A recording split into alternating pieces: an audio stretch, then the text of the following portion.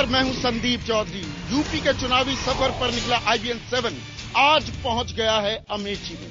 अमेठी अब नाम ही काफी है। चुनावों का जिक्र हो और अमेठी की चर्चा ना हो, ऐसा तो हो ही नहीं सकता। ये नेहरू गांधी परिवार का गढ़ है। जवाहरलाल नेहरू से लेकर इंदिरा गांधी तक, राजीव गांधी से लेकर अब राहुल गांधी इस इलाके का प्रतिनिधित्व करते आए हैं। ये बात और है, ये VIP कॉन्स्टिट्यूएंसी तो है, लेकिन यहां पर एक ढंग का रहने का होटल तक नहीं है। हमारी टीम को यहां पर डेरा डालना पड़ा है 30 किलोमीटर दूर सुल्तानपुर में। ये तो हमारी दिक्कतों की बात हुई, लेकिन यहां के लोगों की दिक्कतें क्या हैं, क्या नाराजगी है, क्या चिंताएं हैं, क्या आकांक्षाएं हैं, क्या अपेक्षाएं हैं। आज जनता पूछेगी सवाल, नेताओं को देने ही होंगे जवाब, क्योंकि यह है मेरा वोट मेरी सरकार। और मेरे साथ कुछ खास मेहमान हैं जनता के सवालों के जवाब देने के लिए। हमारे साथ सुल्तानपुर से सांसद हैं, कांग्रेस के वरिष्ठ नेता संजय सिंह हैं। बीजेपी की ओर से इलाके की उम्मीदवार हैं रश्मि सिंह हैं। इसके अलावा गायत्री प्रजापति जी समाजवादी पार्टी की ओर से मोर्चा संभालेंगे और विधानसभा क्षेत्र में भी मोर्चा संभाले हुए हैं। आशीष शुक्ला जी हैं, सत्ताधारी BSP की ओर से उम्मीदवार भी हैं। लेकिन पहला सवाल संजय जी आपसे, VIP कॉन्स्टिट्यूएंसी है, लेकिन VIP जैसा काम क्यों नहीं हो पा रहा है? ये मॉडल कॉन्स्टिट्यूएंसी क्यों नहीं बन पाई? अगर आप इसे मॉडल कॉन्स्टिट्यूएंसी समझते हैं कि कोई जैसे सफाई में माननीय मुलायम सिंह जी ने अपने एक 1200 जनसंख्या के गांव में उन्होंने हजारों करोड़ लगा दिया और एटा, इटावा, मैनपुरी, फर्रुखाबाद, कन्नौज के अलावा पूरे उत्तर प्रदेश को उन्होंने देखा नहीं, तो मैं समझता हूं ये न्याय संगत नहीं है। अमेठी में वही काम हो रहा है और अमेठी में वही काम होगा जो पूरे उत्तर प्रदेश में हर एक सांसद और हर एक विधायक में क्षेत्र में काम हो सकता है। अमेठी में एक ढंग का होटल भी नहीं है। नहीं, अमेठी में एक क्षेत्र, अमेठी में ढंग का होटल नहीं है, इसका मतलब यहाँ आवश्यकता नहीं है। राहुल गांधी को या तो लखनऊ वापस जाना पड़ता है शाम को, या सुल्तानपुर जाना पड़ता है, या गेस्ट हाउस में। उनको सुल्तानपुर और अमेठी कतई नहीं जाना, सुल्तानपुर और लखनऊ नहीं जाना पड़ता। उनका अपना स्वयं गेस्ट हाउस है जिसमें SPG किसी की, जिसमें आम आदमी नहीं रह सकता, जिसमें सुरक्षा के, जिसमें आम आदमी नहीं रह सकता, जिसमें सुरक्षा के हिसाब से वो किसी आम आदमी रह सकता है क्या वहां पर? क्या ये एक दिक्कत है इस इलाके की? ये तो कांग्रेस की बात हुई, लेकिन मैं आशीष शुक्ला जी, आप तो सत्ताधारी दल के हैं। आप सत्ताधारी दल के होने के बावजूद इस इलाके के लिए BSP ने क्या किया? आपको वोट क्यों दे? BSP का यहाँ से जनप्रतिनिधि नहीं है। BSP का यहाँ से जनप्रतिनिधि नहीं है। BSP की सरकार है उत्तर प्रदेश में। मैं ऐसी पार्टी का कार्यकर्ता हूं जिसकी सरकार है। सरकार में, सदन में जो लोग होते हैं, चाहे सत्ता पक्ष के हों चाहे विपक्ष, इस इलाके में सबसे ज्यादा विधायक BSP के हैं, ये बात मानेंगे? इस जनपद में एक विधायक BSP का है, 3 विधायक कांग्रेस के हैं और 1 विधायक सपा का है। जी नहीं, मैं पूरे इलाके की बात कर रहा हूँ। किस इलाके की? उत्तर प्रदेश नाम का एक इलाका है जिसके चलते आपकी सरकार चल रही है। आप अमेठी की बात कर रहे हैं, आप अमेठी और जनपद CSF नगर की बात कर रहे हैं कि उत्तर प्रदेश की बात कर रहे हैं? अगर आप उत्तर प्रदेश की बात कर रहे हैं तो इंटायर उत्तर प्रदेश को अगर आप देखें तो सत्ता में आने से पहले 2007 में जो कमिटमेंट BSP की गवर्नमेंट ने किया था, 5 साल में उसको करके दिखाया। और जो इंफ्रास्ट्रक्चर के लिए एसेंशियल रिक्वायरमेंट्स था इंटायर स्टेट का, सिर्फ दलित बहुल गांवों का विकास किया, बाकी गांव के जाने की जरूरत नहीं। Not at all. क्या ये सच्चाई है? यहाँ पर मैं जनता के कुछ सवाल लेना चाहूंगा। कौन पूछेगा? जी आइए। मैं बसपा प्रत्याशी से पूछना चाहता हूँ कि आप वर्ष 2002 से 2 बार चुनाव लड़ चुके हैं, 2002 और 2007 में। दोनों बार आपको जनता का भारी समर्थन मिला और आप दुर्भाग्य से दूसरे नंबर पर रहे। इन 10 सालों में आपने जनता से जुड़ी समस्याएं, खाद, बिजली, पानी, पुलिसिया उत्पीड़न के खिलाफ आपने कब आवाज उठाई? कितनी बार आवाज उठाई आपने? यहाँ पर कोई और सवाल पूछना चाह रहे हैं? जी सर, मेरा सवाल ये है कि पूरे भारत की जो विकास दर है 7.5% है करीब, और यहाँ यूपी की विकास दर इस समय 3.5% है। ऐसा क्यों हो रहा है? ऐसा क्यों हो रहा है? जी यहाँ पर सवाल पूछना चाहेंगे। जी, मैं पूछना चाहता हूँ कि जो ये लोग करते हैं कि हम बिजली और पानी देंगे, क्या उतना ही पूरा करने के बाद इनका काम खत्म हो जाता है? और विकास के बारे में, बिजली आती है क्या? कभी दिन में आती है, कभी रात में? नहीं आती। 6 घंटे, मात्र 6 घंटे बिजली नहीं, बिजली नहीं आ रही। बिजली लगातार कट रही है और यहाँ हड़ताल किया जाता है, बसपा वाले कहीं दिखते नहीं है। बसपा वाले कहीं नहीं दिखते। बिजली के लिए जब भी किसान आंदोलन करते हैं या तो उनके ऊपर लाठियां बरसाई जाती या उनको फर्जी मुकदमे में फंसा दिया जाता है।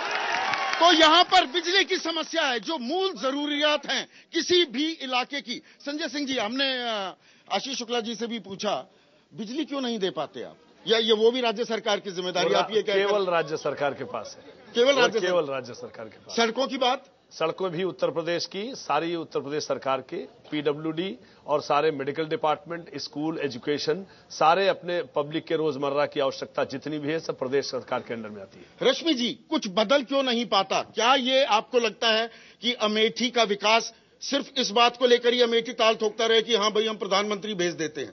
उसके अलावा क्या आपको लगता है कि यहां पर बुनियादी ढांचा ही अभी तक खड़ा नहीं हो पाया? बिल्कुल, यहाँ बुनियादी ढांचा बिल्कुल नहीं खड़ा हुआ है और कांग्रेस को अभी तक हमारी भोली भाली जनता ने बार बार जीत करके दिल्ली तक पहुंचाया है, लेकिन दिल्ली से बैठ करके वो एयरपोर्ट आते हैं, एयरपोर्ट से गेस्ट हाउस आते हैं, उनको लगता है कि पैराट्रूप करते हैं, पैराशूट से आते हैं और चले जाते हैं। जी, उनको ये नहीं पता है कि वो अमेठी से आगे भी गांव है, गांव में लोग रहते हैं, इंसान रहते हैं, उनको ये नहीं पता है। आपको ये दिक्कत महसूस होती है? कांग्रेस वाले ग्लैमर फैक्टर भी यूज करते हैं, जब चुनाव आएंगे प्रियंका गांधी आ जाती है, यहाँ पर लोग तालियां बजाते हैं, वोट भी डाल देते हैं। जी जी, वो बिल्कुल, वो जब इलेक्शन का समय आएगा तो प्रियंका भी आएंगी, राहुल भी आएंगे, सोनिया जी भी आएंगी, बस उसे वोट मांगने के लिए आते हैं, सिर्फ वोट मांगने के लिए आते हैं। लेकिन आपकी सरकार रही है, मैं इनसे भी वो सवाल पूछूंगा बाद में, आपकी तो सरकार रही है, आपकी सरकार ने क्या किया? आपको नहीं दे रहे हैं यहाँ पर लोग वोट, क्या वजह है? 16 घंटे बिजली देती थी और ये इस सरकार में 6 घंटे भी नहीं मिल रही है। हमारी सरकार में रोजगार भी दिया गया था और जो है वो बेरोजगारी भत्ता भी दिया गया था। बेरोजगारी भत्ते का क्या मतलब होता है? रोजगार दो। क्या आप एक युवा से अगर मैं पूछूं, आप बेरोजगारी भत्ता चाहते हैं कि रोजगार चाहते हैं? रोजगार। तो जो सपा कह रही है कि नहीं बेरोजगारी भत्ता दे देंगे, पैसे दे देंगे, गलत कह रही है। ये आपको नौकरी चाहिए, रोजगार चाहिए, नौकरी नहीं मिलती है। ये युवाओं का अपमान है, ये युवाओं का अपमान है, उन्हें रोजगार चाहिए। तो आप युवाओं का अपमान क्यों कर रहे हैं गायत्री जी? युवाओं का अपमान नहीं, आप रोजगार उनको मुहैया कराइए। हमारी सरकार ने आज तक सबसे अधिक अगर रोजगार दिया है तो समाजवादी पार्टी ने उत्तर प्रदेश में अमेठी विधानसभा के लोगों को दिया है। यहाँ पर आंगनबाड़ी यहाँ पर दिया है। कितने शिक्षक जो है बीटीसी करके घूम रहे थे। माननीय मुलायम सिंह यादव ने 46,000 शिक्षकों को नौकरी देने का काम किया है। माननीय मुलायम सिंह यादव ने उत्तर प्रदेश में पीएससी और मिलिट्री में नौजवान, यहाँ के तमाम नौजवान भर्ती हुए हैं। माननीय मुलायम कैंप लगा करके भर्ती करने का काम किया है। इन दावों में क्या दम है? क्या इन दावों में दम है? आप जी।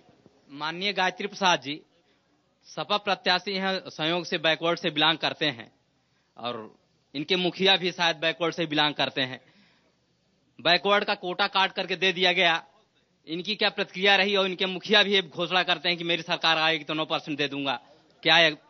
बहुसंख्यक 18 है वो बहुसंख्यक पिछड़े वर्ग के लोगों पर के हितों पर कुठाराघात नहीं है तो और क्या है? चुनाव बाकी जो और पिछड़े हैं, ये कार्ड आपने शुरू किया संजय सिंह जी, 4.5 का 9 किया और बातें की, बटला का मैंने और चर्चाओं में जिक्र किया है। ये माइनॉरिटी कार्ड आप खेल रहे हैं क्या कि झुंझुना थमा दो कि वोट मिल जाए? ऐसा कुछ नहीं है, ऐसा कुछ नहीं है, ऐसा कुछ नहीं है।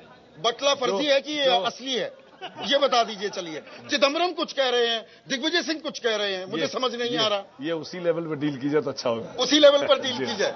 तो यहाँ पर क्या एक ये कार्ड, कास्ट कार्ड, जो मैंने आपसे भी पूछा, क्या ये सच्चाई है? लोगों की प्रतिक्रिया आप देख रहे हैं आशीष जी कि दलित बहुल इलाका होगा, आप वहां पर सारे काम कर देंगे। अंबेडकर ग्राम आप बनाने की बात करते हैं। पूरे इलाके का समग्र विकास आपके जहन में क्यों नहीं आता? पूरे इलाके का समग्र विकास बीएसपी के समझ में आता। बीएसपी आजादी के 65 सालों में एक ऐसी पार्टी है जिसने चुनाव से पहले जो वादा किया, चुनाव से पहले सभी पार्टियां गरीबी हटाने की बात करती हैं, मजदूरों की बात करती हैं, किसानों की बात करती हैं, बेरोजगारों की बात करती हैं, लेकिन सरकार में आने के बाद पूंजीपतियों और सामंतवादी लोगों के हाथों में खेलने का काम करती है। आपने भी भ्रष्टाचार मिटाने की भी बात की थी, भ्रष्टाचार मिटा क्या? एग्जैक्टली आप मेरी बात सुने। 65 साल के भ्रष्टाचार का जो वैल्यूएशन जिस लेवल पे आप कर रहे हैं, वो 5 साल में उसको जितना बीएसपी ने डिटोरिएट किया और कंट्रोल किया, वो भी आपके यहाँ कंट्रोल किया, एग्जैक्टली कंट्रोल किया। कितने मंत्री बाहर निकाले गए? एक मिनट, मैं बता रहा हूँ। आप भ्रष्टाचार की बात आप कर रहे हैं जी।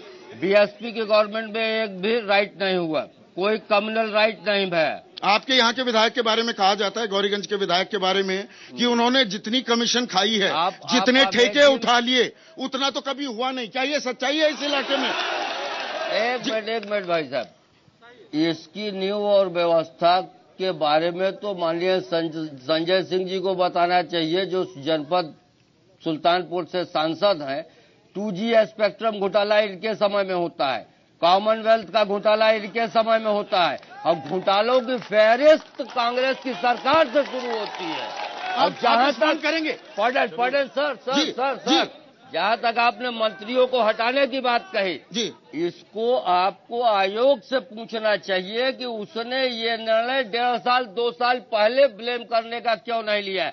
जिस दिन उसने ब्लेम किया किसी भी मतलब दिए तले अंधेरा हो रहा था, मायावती को पता ही नहीं लगा कि नीचे वाले सब पैसा खा गए, ये पता नहीं लगा। देखिए, जुडिशरी अपना काम अपने ढंग से करती है, उसमें ब्यूरो आपकी अध्यक्ष को पता ही नहीं लगा, सूबे की मुख्यमंत्री को पता ही नहीं लगा कि लूट हो रही है। जुडिशरी अपना काम अपने ढंग से करती है। आप कुछ कहेंगे इस पर गायत्री जी? बात को जुडिशरी में लिया है, इमीडिएट मूर्ति बनाने से पार्टी ने लिया, पत्थर में ही वो छिपी रही, पूरा कमीशन खाती रही और पत्थर ही उनको दिखाई पड़ा, पूरा उत्तर प्रदेश नहीं दिखाई पड़ा। मैं संजय सिंह से भी ये सवाल पूछूंगा, लेकिन युवाओं के पास मैं यहाँ जाना चाहूंगा। भ्रष्टाचार आपके हिसाब से कितना बड़ा मुद्दा है?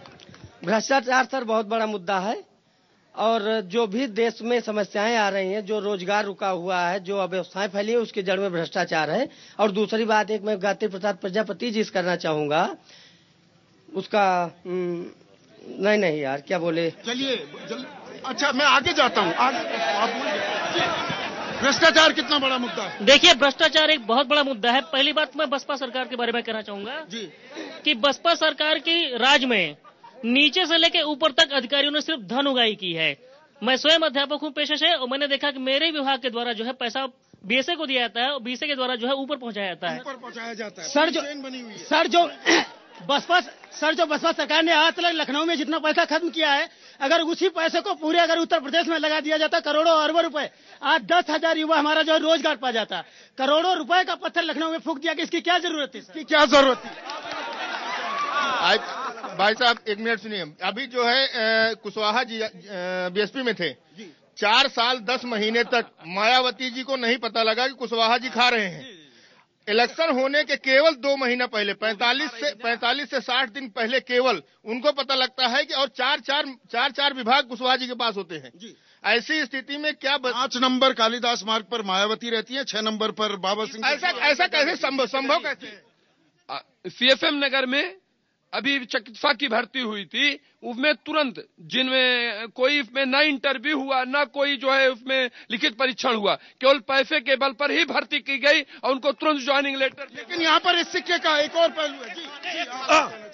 भाई साहब, मेरा कहना है कि आतंकवादियों के एजेंट के रूप में दिग्विजय सिंह काम कर रहे हैं। बाटला हाउस व्यक्तिगत आक्षेप नहीं करेंगे। अच्छा ठीक है, उनको नहीं समझाया जा सका महासचिव को कि वो क्या कर रहे हैं, बाटला हाउस को फर्जी बता रहे हैं, सरकार उनको सही बता भरमाया जा रहा है। और सुनिए, धर्म के आधार ये छोड़ दीजिए, एक और मैं पहले भ्रष्टाचार की बात पर ही आगे जारी। संदीप जी, मैं चाहता हूं कि आप मुद्दे अमेठी के बारे में पूछें, क्योंकि आप लोग अमेठी कैंप किए हुए हैं। हम ये चाहते हैं कि जो हमारे 4 माननीय खड़े हुए हैं, ये अमेठी के पैसा और अमेठी के जो है ऐसो आराम पे इनको कुर्सी मिलती है। जनता को जब भी संघर्ष करना पड़ता, मैं चाहता हूं इसमें एक जीतेगा, लेकिन चारों को अमेठी की जनता से मिलके इनके हर जगह इनके सहयोग, बिल्कुल हर जगह सहयोग करना होगा। लेकिन भ्रष्टाचार की जो बात आती है, आप चाल चरित्र चेहरे की दुहाई देते हैं। बाबू सिंह कुशवाहा भ्रष्टाचार के आरोप में निकाले जाते हैं, आप बीजेपी में लाकर उनको पवित्र कर देते हैं। ये क्या खेल है आपका? बीजेपी तो देखिए पवित्र गंगा है, कोई भी अगर अपने पाप धुलने के लिए आना चाहता है तो ये तो कोई इस गंगा में बंगारू लक्ष्मण भी रहते हैं। उसमें उनको मौका दिया जा रहा है, इस लेकिन गंगा में अभी उनके ऊपर कोई आरोप सिद्ध नहीं हुए हैं। कोई आरोप सिद्ध नहीं हुए। भ्रष्टाचार के आरोप में निकाला जाए, आप उनको ले लेंगी क्योंकि राजनीतिक फायदा उठाना नहीं, कोई अगर सुधरने चाह रहा है तो उसको सुधरने का मौका देना चाहिए। बाकी अभी उनके ऊपर कोई आरोप नहीं सिद्ध हुए और जिस दिन से उन्होंने भाजपा ज्वाइन की उसी दिन उनके ऊपर FIR कराया गया। तो पार्टी की सदस्यता स्थगित क्यों कर दी गई फिर? इसलिए रोक दी गई, जब प्रूफ होगा तो नहीं लिया जाएगा, अगर नहीं होता है तो उनको लिया जाएगा। मतलब खालिश राजनीति कर रहे हैं ना? नहीं। इस हमाम में सभी नंगे हैं क्या? भ्रष्टाचार के इस हमाम में सभी राजनीतिक दल नंगे हैं? हाँ या ना? हाँ में हाथ उठाइए। क्या ये एक मुद्दा है भ्रष्टाचार पर? कांग्रेस क्या सफाई देगी? आप भी उसी नैया में सवार हैं। नहीं, बिल्कुल सवार नहीं है। कांग्रेस पार्टी केवल अकेले पार्टी है। जो भी स्कैम हुए हैं, 2G स्कैम हुआ या CWG स्कैम हुआ, इसमें पहली पार्टी है जिसने अपने मंत्री को जेल भेज दिया, उसमें अपने सांसद को जेल भेज दिया, और जितना भी एक्शन हो सकता है कांग्रेस पार्टी सबसे आगे थी। और कोई भी पार्टी इतना किसी करप्ट मजबूत जनलोकपाल बिल आ पाएगा? अब जरूर आएगा। आपने वादा किया था, जरूर वादा किया था और कांग्रेस पार्टी ही सबसे बड़ा लोकपाल, मजबूत लोकपाल लाएगी। इसके अलावा कोई ये कुछ नहीं कर सकता। मजबूत लोकपाल लाने को तैयार है क्या कांग्रेस, आपको लगता है? अभी तो दिख नहीं रहा है कि ऐसा लाएगी, अभी तो दिखाई नहीं दे रहा है। इनके आधे से ज्यादा नेता तो तिहाड़ जेल में बैठे हुए हैं। एक तो सवाल मैं इधर से भी ले लेता हूं जी। मैं पूछना चाहता हूं, यहाँ के प्रतिनिधि जो बसपा के हैं, वो पिछला चुनाव लड़े, उनकी सरकार बनी, विधायक तो जनता ने नहीं बनाया, लेकिन मायावती ने अपनी व्यवस्था में मंत्री बनाया। पूरे 5 साल के अंदर एक भी विकास का कार्य, एक पत्थर अमेठी में लगा हो तो इनको जनता को वोट देना चाहिए, वरना जनता को विचार करना चाहिए। सर एक मिनट, मैं माननीय डॉक्टर संजय सिंह जी से पूछना चाहता हूं कि अमेठी को VIP का दर्जा, जैसा कि अभी आप भी कह रहे थे, अमेठी किस मामले में VIP है? नहरों में पानी नहीं है, खाद के लिए किल्लत है, लगातार जो है वो टूटी हुई है चारों तरफ से। क्या यही VIP की पहचान है? क्या यही VIP की पहचान है? और संजय सिंह जी, आप पर एक आरोप ये भी लगता है, आपकी धर्मपत्नी यहां पर उम्मीदवार हैं कि रानी साहिबा निकली हैं अपना काफिला लेकर, आप फोन तक नहीं उठाते हैं, आम लोगों को आपसे मिलने की दिक्कत है। क्या अभी भी सामंती सोच हावी है? आप राजा हैं, ये मामूली प्रजा है, क्या ये सोच अभी हावी है? मेरे में तो नहीं हावी। अगर पब्लिक कुछ सोचती है तो पब्लिक को मैं रोक नहीं सकता।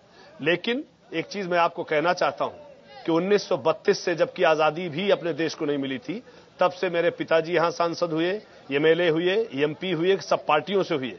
हम स्वयं 80 में जीते, 85 में पूरे हिंदुस्तान में रिकॉर्ड से जीते। हमारी पत्नी 10 साल से जीत रही है। जनता किसको ज्यादा चाहती है, ये तो यही इसका वर्डिक्ट बताता है। क्या यहाँ पर कहीं ना कहीं कोई कटाव भी है?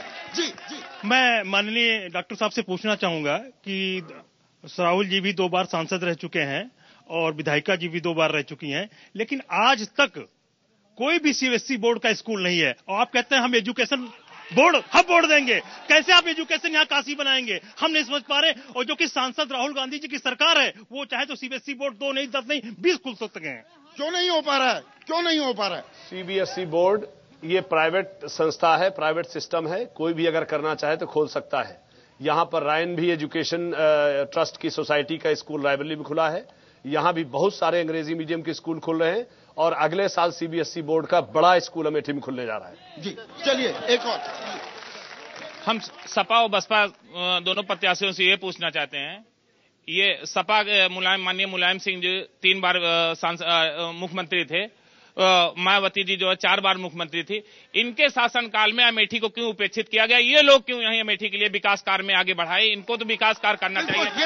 ये सवाल पूछा गया है। मैं कुछ 1-2 आखिरी सवाल और सर, मैं यहाँ सपा, बसपा और भाजपा के प्रत्याशियों से पूछना चाह रहा हूँ कि ये अपने पार्टी का लोगो छोड़ दें, उसके बाद इस अमेठी विधानसभा क्षेत्र के लिए इन्होंने इस जनता के लिए क्या योगदान किया है? ऐसा कौन सा विकास कार्य किया है जो जनता के बीच वोट मांगने आते हैं? बिल्कुल, लेकिन क्या यहाँ पर आप लोगों की भी एक दिक्कत है? आप लोगों की भी दिक्कत है कि आप बड़ा स्टार आ गया तो वोट दे दो, तो आपको नुकसान भी तो होगा। यस सर, हमारा भी नुकसान होगा। हम किसी बड़े स्टार को देख के उसके प्रति आकर्षित होकर वोट देने से मतलब नहीं हमारा। हमें चाहिए विकास। हमारा ही पैसा खर्च करके बाद में हम ही से पूछा जाता है कि क्या विकास किया गया, तो हम क्यों पूछते हैं इनसे कि क्या विकास हुआ? हम अपने पैसे का हिसाब मांगे इनसे। उसी गाड़ी से 40 गाड़ी से राहुल गांधी आते हैं, उसका तेल कहां से आता है उनके गाड़ी में? आज अमेठी वासी तो क्या आज अमेठी वासी ये भी बात कहेंगे, वोट आपका महज अधिकार नहीं, आपका हक नहीं, आपकी जिम्मेदारी भी है। जिम्मेदारी से वोट डालेंगे, सब वोट डालने जाएंगे, हाँ या ना? वोट डालने जाएंगे सब? जी जी, एक मिनट रुकिए। यहाँ का सांसद अपनी सांसद निधि नहीं खर्च कर पाता है तो विकास क्या करेगा? हर आदमी यहाँ पर विकास मांग रहा है। ये वीआईपी कॉन्स्टिट्यूएंसी असल में वीआईपी कॉन्स्टिट्यूएंसी कब बनेगी? अमेठी को इंतजार है विकास का, बाकी फैसला आप लोगों के हाथ। आपका बहुत बहुत शुक्रिया। आज कार्यक्रम में बस इतना ही। ये सिलसिला आगे बढ़ाएंगे, कल पहुंचेंगे इलाहाबाद सीधे रात 8 बजे। नमस्कार।